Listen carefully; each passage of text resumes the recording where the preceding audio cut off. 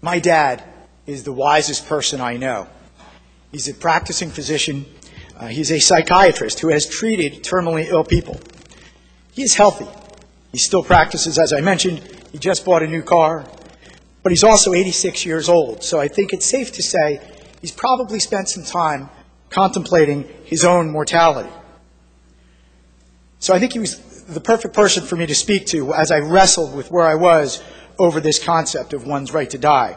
My dad is firmly in support of such practices. He has looked at other states, he's looked at laws, he's looked at it from a physician's perspective, he's looked at it from the perspective of someone who, sometime in the next 10 or 15 years, is probably going to have to face his own mortality. Mind you, I refuse to face prospect of my dad's own mortality, but I know he has. The homework I did didn't stop there, though. I spoke to folks on both sides of this issue, and there are reasonable arguments on both sides. I spoke to a number of physicians. I've spoken to pharmacists, some for, some against. I've listened to the passionate arguments of Brittany Maynard.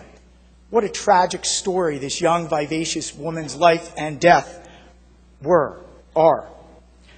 I've also had firsthand experience in dealing with people close to me dying, some suddenly, and some who slowly wasted away and painfully.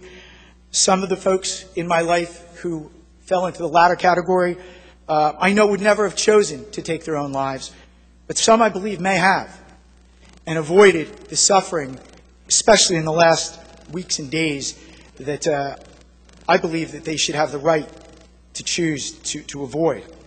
Weighing all that input and experience, as I mentioned, I'm coming down in support of this bill today. I applaud Assemblyman Bersicelli for his consistent and respectful, not forceful or pushy advocacy for this bill. I think his sister would be very, very proud of him over that. Let's face it, this bill in this form won't be signed into law at this point. Assemblyman Weber made really eloquent arguments against a vote for this bill today and masterfully cited the Declaration of Independence and our first delineated right in the Declaration of Independence, which is the right to life. But I don't believe that life and death are separate things. I think death is, in fact, the final act of life. This debate won't end here today. We've heard heartfelt arguments for and against. But my vote today signifies my belief that the debate is one worth continuing to have. Thank you, Mr. Speaker.